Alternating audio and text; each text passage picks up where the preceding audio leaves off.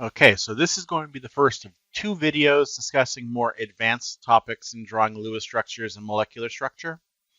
For this first one, we're going to go over some Lewis structures that break the rules, as well as different types of molecules that you can have. So how molecules can still have the same chemical formula but have different structure. And we're going to talk about how to calculate the charge on individual atoms inside of a Lewis structure. In the next video, we're going to be talking about a phenomenon called resonance. All right, so to start off with in this video, first thing we're going to start off with is we're going to break the octet rule. So in the previous video, I told you everything had to obey the octet rule. Not always the case. Now, I will point out though, in general, if you can draw a structure that obeys the octet rule, do that. Right? So if it can obey, generally obeying is the right thing to do. But there are a couple of exceptions. The first exception is, what do we do if our center atom has less than 8 electrons around it? It's what we call an incomplete octet.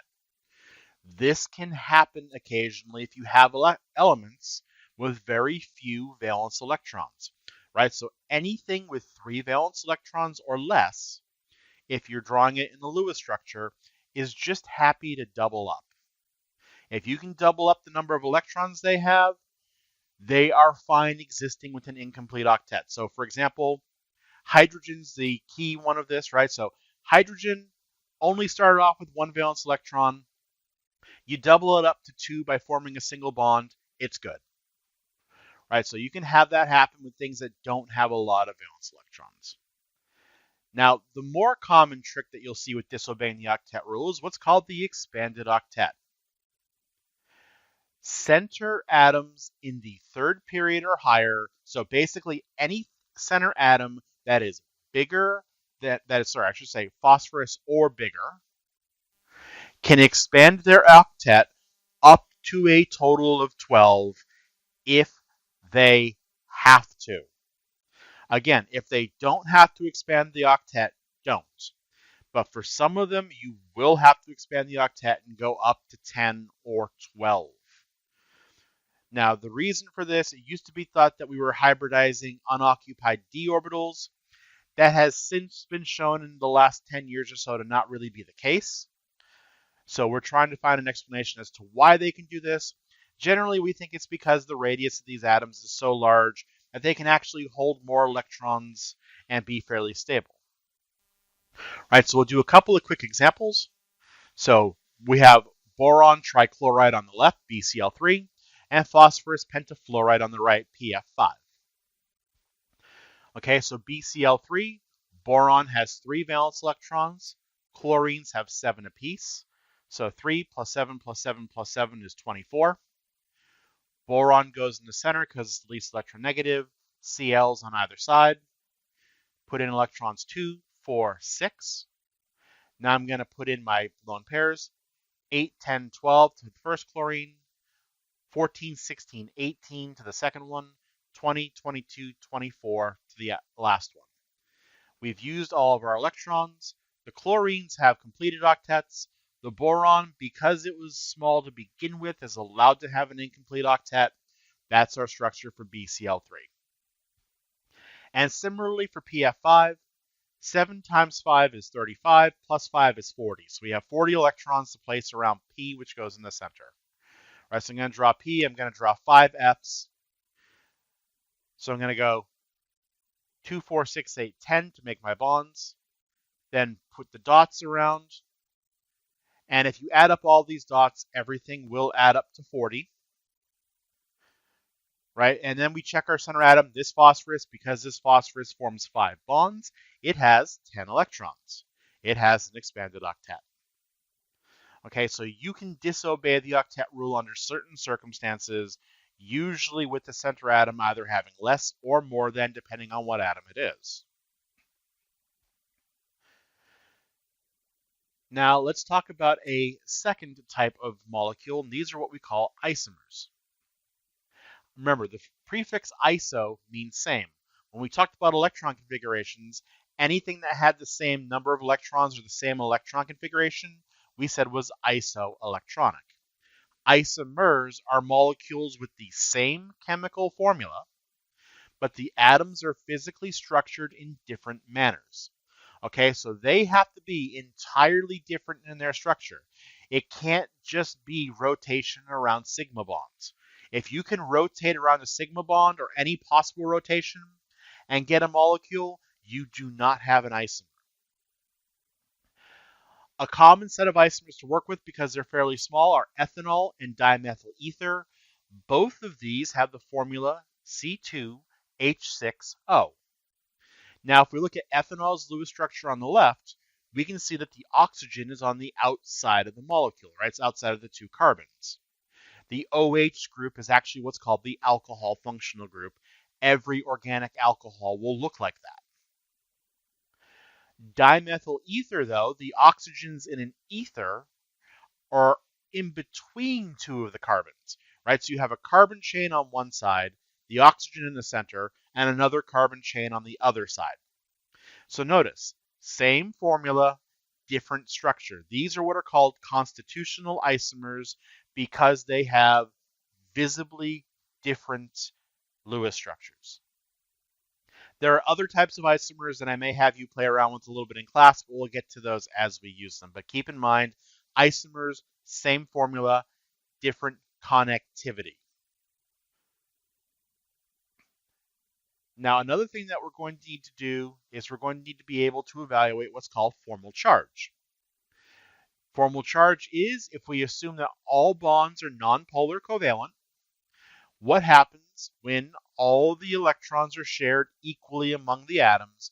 What charge does each atom have based on the valence electrons it started with? So the calculation for this is simply to take the number of starting valence electrons, subtract out the number of unpaired electrons, so electrons from lone pairs, and then subtract from that the total number of bonds that atom forms. If it winds up breaking even, it has a formal charge of 0.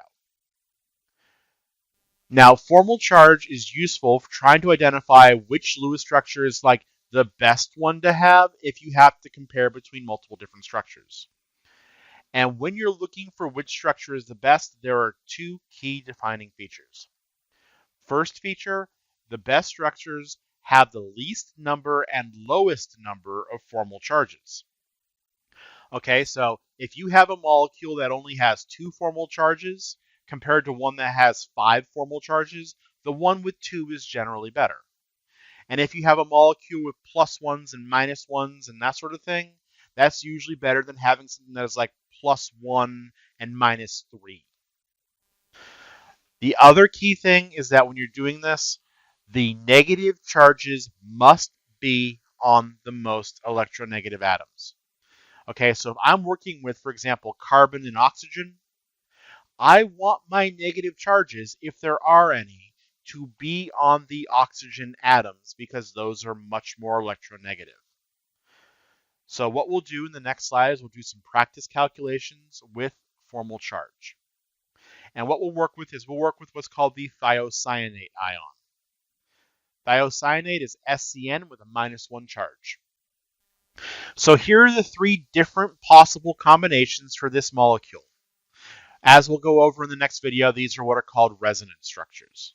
So we'll go over the 3 different structures here. And we'll calculate. I actually have the formal charges listed below, but we'll go through how to calculate them. Okay, and what we'll do is we'll start off with the carbon in the center. So for letter A, carbon starts off with 4 valence electrons. It has 0 lone pairs, so 4 minus 0, and it forms 4 bonds. So 4 minus 0 minus 4 is 0. The carbon in the center has a formal charge of 0, and it's like that on each of the 3 molecules. As you can see, no lone pairs before bonds. The sulfur on the left in letter A starts off with 6. Minus 4 for the lone pairs, minus 2 for the number of bonds is also 0. In the one in the middle, 6 minus 6 for the lone pairs, minus 1 for the bond is a -1 charge. And for the one on the right, 6 minus 2 for the lone pairs, Minus 3 for the bonds leaves 1, so that formal charge is plus 1. And then the nitrogens, the one on the left, nitrogen starts with 5, minus 4 for the lone pairs, minus 2 for the bonds is negative 1. The one in the center, 5 minus 2 for the lone pair, minus 3 for the bonds cancels out to 0. And for the one on the right, 5 minus 6 for the lone pairs, minus 1 for the bond gives us a formal charge of minus 2. So if we have to look at these and figure out which one is best, I'm automatically going to throw out the one on the right. The reason why is because the one on the right has more formal charges than any other structure, and you notice how there's a minus 2 and a plus 1. So it has larger charges than the other molecules do. So more charges and larger charges. I'm going to immediately cross that out. That one's not going to form. So it's between A and B. And notice, the only difference between A and B is which atom has the negative charge. Well, we have to ask ourselves, which atom is more electronegative, nitrogen or sulfur? Nitrogen's electronegativity is 3. Sulfur's is 2.5. Because of that, nitrogen would rather have the negative charge. That makes structure A the best structure for SCN-, at least by using formal charge as a guideline. Okay, so that is molecules that disobey the octet rule and figuring out formal charge and isomers. In the next video, like I said, we're going to talk about resonance.